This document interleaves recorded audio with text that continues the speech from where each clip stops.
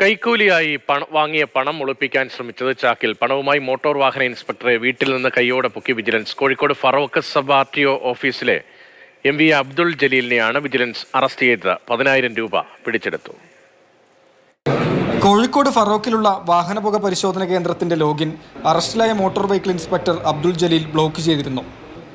Login അനുവദിക്കണമെങ്കിൽ 10,000 രൂപ നൽകണമെന്നായിരുന്നു പിന്നീടുള്ള ആവശ്യം.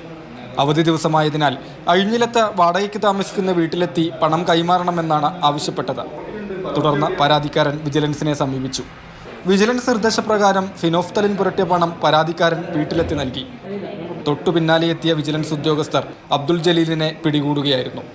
കൈപ്പറ്റിയ പണം അടുക്കളയുടെ ഭാഗത്ത് വെച്ച ചാക്കിൽ ഒളിപ്പിക്കാനായിരുന്നു ഉദ്യോഗസ്ഥന്റെ ശ്രമം. 10,000 രൂപ തന്നാൽ മാത്രമേ ഇത് ID ബ്ലോക്ക് ഒഴിവാക്കാൻ സാധിക്കൂ എന്ന് പറയുകയും അതിൻ്റെ അടിസ്ഥാനത്തിൽ ഇവിടെ ഇന്ന് വരാൻ ആവശ്യപ്പെടുകയും അദ്ദേഹത്തിൻ്റെ കയ്യിൽ നിന്ന് 10,000 രൂപ വാങ്ങിക്കുകയും അത് വാങ്ങിക്കുന്ന സമയം വിജിലൻസ് അറസ്റ്റ് ചെയ്യുകയാണ് ഉണ്ടായത്. അദ്ദേഹം പല സ്ഥലങ്ങളിൽ നിന്ന് വാങ്ങിക്കാറുണ്ട്. ചില സമയത്ത് ഏജൻസ് മുഖാന്തരം വീട്ടിൽ വെച്ച് വാങ്ങിക്കും, ചിലപ്പോൾ പുറത്തുനിന്ന് വാങ്ങിക്കും. ഇദ്ദേഹത്തെ സസ്പെക്റ്റ് ആയിട്ട് ഞങ്ങൾ ഒരു ഹിസ്റ്ററി ഷീറ്റ് ആരംഭിച്ചിട്ടുണ്ട് വിജിലൻസിൽ. അബ്ദുൾ ജലീലിനെതിരെ നേരത്തെയും പരാതികൾ ഉയർന്നിരുന്നു. ഇടുക്കി കാഞ്ഞാർ സ്വദേശിയാണ്. ഇവിടെയുള്ള വീട്ടിലും പരിശോധന നടത്തിയതായി വിജിലൻസ് ഉദ്യോഗസ്ഥർ അറിയിച്ചു. മാതൃഭൂമി ന്യൂസ്, കോഴിക്കോട്.